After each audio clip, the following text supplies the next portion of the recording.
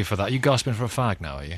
I've given them up. Oh, have you? Yes. Because last time, when I saw you quite recently, I remember you having a smoke. Yeah, no, I've stopped. I didn't say I wasn't smoking, but I've stopped smoking cigarettes. What are you smoking Well, the now? odd cigar, you know. Right, But I've cut down massively. Right, OK, well, good for you. Are you the only party that would overturn the smoking ban? Yes, we really are. And I think the smoking ban really sums up the extent to which government now in this country, the political class in this country, want to control every aspect of our lives. I love going into pubs which smell. What pubs? They're all closed, Nicky. I mean, you have the campaign on your website to save the British 40 pub. But it's week. great being sitting in a restaurant, and I'm an ex-smoker. It's great sitting I'm not having a smoking atmosphere. Well, you're always the worst, of course. Ex-smokers, you're always the worst. Children and passive smoking. Look, why can't we have a situation where, you know, we have a back room of a pub where if people want to go and smoke, they can go and smoke. Liberty.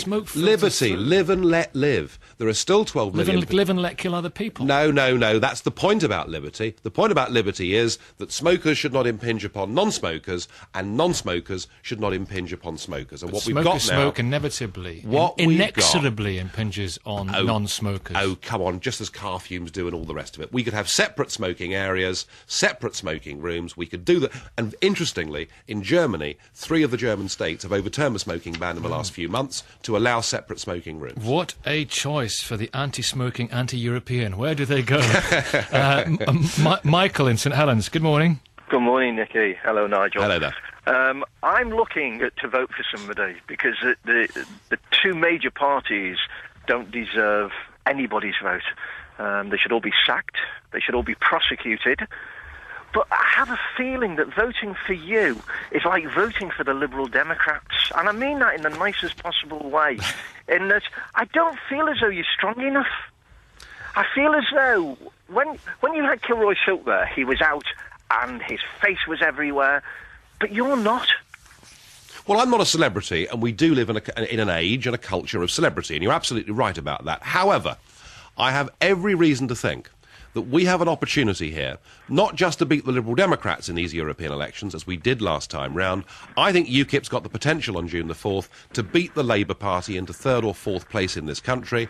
These elections could bring down Gordon Brown as Prime Minister, and it could be UKIP that does it. And, you know, in a general election, it's much harder for us, given the first-past-the-post system. But this is a European election. It's done on proportional representation. Once again, the British people have been denied the referendum they were promised in the last parliamentary term. This is our chance to tell our professional politicians in Westminster what we, the people, think. What would you... Sorry. No, you go on. I was going to say, I have a small retail shop, which my wife and I run, and we listen to what people say. And the vast majority, and I mean that, of the people that come into our place are sick to death of everything that's going on in this country. There is not one person that I speak to who say, what's going on? Why is Britain not for Britain anymore? Quite. Well, that's why. But having said all that, I have to say that there's not very many people that are talking about your party. Well, I'm not sure that's true, and, you know, our campaign is growing. You're going to see us over the next few weeks growing in the polls. And whilst there are vested interests out there in the big newspapers who'd rather we weren't discussed, and would rather the difficult questions like immigration in Europe weren't discussed, I will be out there shouting as loudly as I can for the next month, and I need the support of like-minded people. Well, if people really are anti-immigration, though, what? Not anti-immigration, but anti-limitless immigration. Right, that's right. That's the point. And I have to say, that's what everybody tells me. People say to me, "Oh, Mike, get standing on an election." I said, "You've got to be joking." Well, give us a hand for the next few weeks, then. How about that? Should I tell you something? Unfortunately, because of what's going on, people tar all of you with the same brush. Well, and everybody that you speak to thinks that every politician is corrupt. They're all feathering their own nests, and they've all got their snouts in the trough. Whether you like it or not. They haven't all.